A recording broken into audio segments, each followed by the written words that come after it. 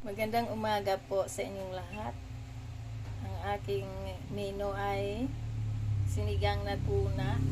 Ayan, ang tuna na naman ngayon ang ating sinigang. Nga nilagyan natin ng kangkong. Ayan. Puro siya laman. Ayan po oh. Ayan po siya.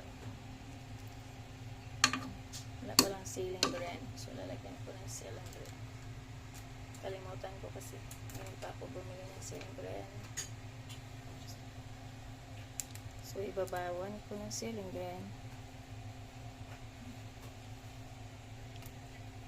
Yan na po siya.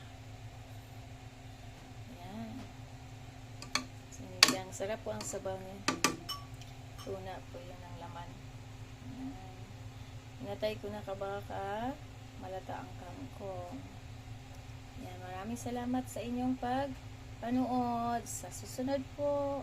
God bless.